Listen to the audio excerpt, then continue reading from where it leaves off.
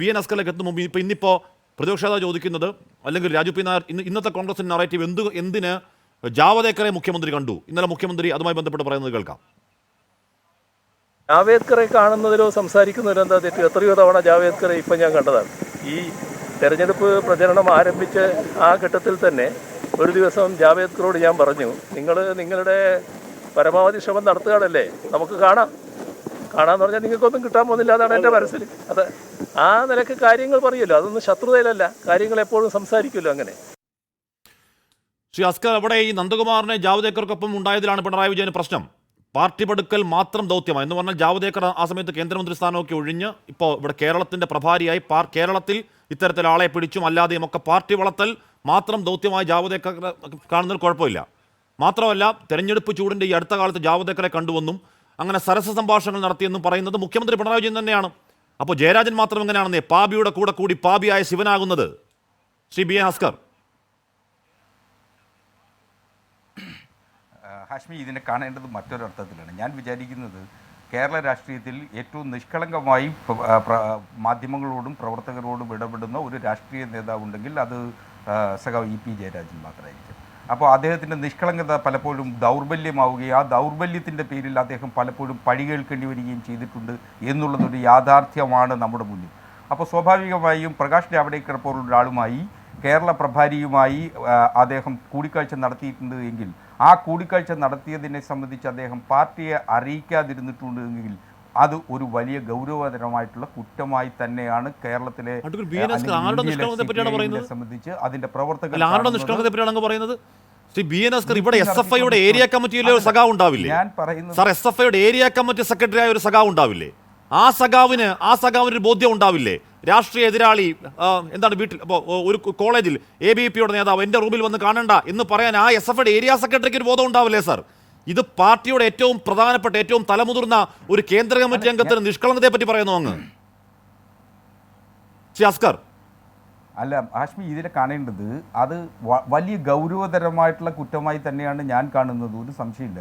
പാർട്ടിയും അങ്ങനെ തന്നെ വിലയിരുത്തുമെന്ന് തന്നെയാണ്. നമ്മുടെ ആ ചർച്ചകൾ തിങ്കളാഴ്ച കഴിയുമ്പോൾ അത്തരത്തിൽ തന്നെ ആ ചർച്ച ഗതിമാറും എന്ന് തന്നെയാണ് ഞാൻ വിചാരിക്കുന്നത്.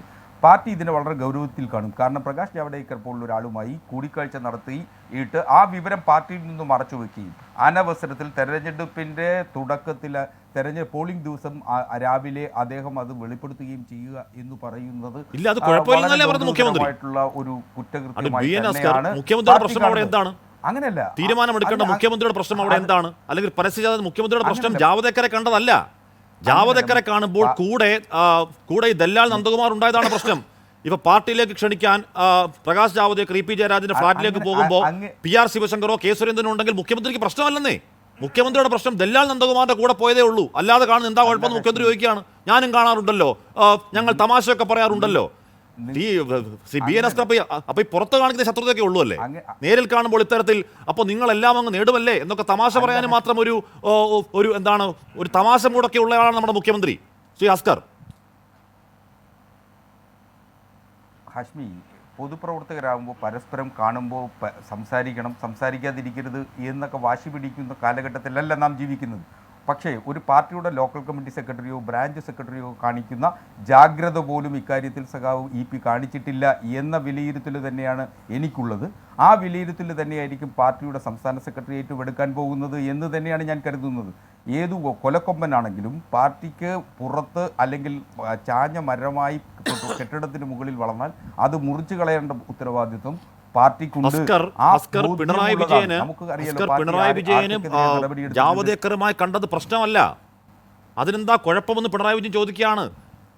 മുഖ്യമന്ത്രി പിണറായി വിജയന്റെ പ്രശ്നം എന്താണ്? ദല്ലാൽ നന്ദകുമാർ കൂടെ പോയി. അതിന് കാരണം എന്താണ്? പഴയ ലാവലിൻ കാലത്ത് പാർട്ടിയുടെ എതിർച്ചേരിൽ അദ്ദേഹം നിന്നു. അതാണ് മുഖ്യമന്ത്രി പിണറായി വിജയന്റെ പ്രശ്നം. അതല്ലാതെ ഈ പറയുന്ന ആശയം അല്ലെങ്കിൽ ഒന്ന് ആലോചിച്ച് നോക്കൂ ബി എൻ അസ്കർ. ഇവിടെ കോൺഗ്രസ്സുകാരൊക്കെ BJPയിലേക്ക് പോകുന്നു എന്നൊരു നറേറ്റീവ് തുടക്കം മുതൽ ഉണ്ടാക്കി അതിൽ മാത്രം ഊന്നി എന്നൊരു പ്രചരണകാലത്തിനൊടുവിൽ അന്ന് രാവിലെ പാർട്ടിയുടെ കേന്ദ്ര കമ്മിറ്റി അംഗം എൻ്റെ വീട്ടിലേക്ക് ജാവദേക്കർ വന്നിരുന്നു എന്ന് സ്ഥിരീകരിച്ചതിന് ശേഷവും മുഖ്യമന്ത്രിക്ക് അതൊരു പ്രശ്നമല്ലെങ്കിൽ പിന്നെ ആർക്കാണ് പ്രശ്നം? B N Askar. ഹാഷ്മി, ഈ ഒരു ഡസനിലധികം കോൺഗ്രസിൻ്റെ നേതാക്കന്മാർ BJP-യുമായി ഇത്തരത്തിൽ ചാഞ്ചാട്ടവുമായി ബന്ധപ്പെട്ട് രഹസ്യ ചർച്ചകൾ നടത്തിയിട്ടുണ്ട് എന്ന് പറഞ്ഞത് BJP-യുടെ സംസ്ഥാന അധ്യക്ഷനല്ലേ?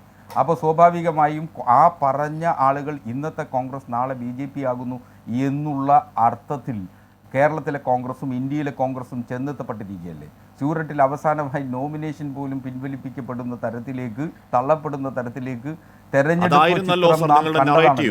ഈ പറയുന്ന 10-45 ദിവസം നമ്മുടെ ചാനൽ ചർച്ചയിൽ വരുന്ന എല്ലാ നേതാക്കളും പറഞ്ഞുകൊണ്ടിരുന്നത് ഇന്നത്തെ കോൺഗ്രസ് നാളത്തെ BJP എന്നുള്ളതല്ലേ സാർ? അവിടെ പാർലമെന്റിന്റെ ക്യാൻറ്റീനിൽ പ്രധാനമന്ത്രി നരേന്ദ്രമോദി വിളിച്ചിട്ട് NK പ്രേമചന്ദ്രൻ ഒരു ചായ കുടിക്കാൻ പോയതിനെ അവിടെ കൊല്ലത്തെ ഏറ്റവും പ്രധാനപ്പെട്ട പ്രചരണ വിഷയമാക്കിയ പാർട്ടിയാണ് CPM എന്ന് പറഞ്ഞാൽ ഇന്ന് NK പ്രേമചന്ദ്രൻ പറയുകയാണ് അവിടെ കോൺവെന്റുകൾ കയറി, അല്ലെങ്കിൽ ന്യൂനപക്ഷം കേന്ദ്രീകരിക്കുന്ന സ്ഥലത്ത് മൊത്തം കയറി ധനമന്ത്രി KN ബാലഗോപാലിന്റെ നേതൃത്വത്തിൽ ഈ പ്രചരണം ഉന്നയിച്ചു. എന്താണ്?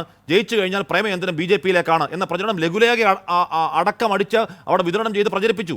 അങ്ങനെ പ്രചരിപ്പിച്ച ഒരു പാർട്ടിയുടെ ഒരു കേന്ദ്ര കമ്മിറ്റി അംഗം തെരഞ്ഞെടുപ്പിനന്ന് രാവിലെ ജാവദേക്കറിന്റെ വീട്ടിൽ വന്ന് കണ്ടു എന്ന് സ്ഥിരീകരിച്ചപ്പോൾ മുഖ്യമന്ത്രിക്ക് പ്രശ്നമല്ല. മുഖ്യമന്ത്രിയുടെ പ്രശ്നം നന്ദകുമാർ മാത്രമാണ്. ഒരു പ്രശ്നം അവിടെ ഉണ്ട് ശ്രീ BN അസ്കർ, ഒരു പ്രശ്നം അവിടെ ഉണ്ട്. ഹഷ്മി, നിങ്ങളിപ്പോൾ ഈ ചർച്ചയെ വഴിതിരിച്ചു വിടുന്നത് EP ജാവ്ദേക്കറുമായി കണ്ടതാണ്.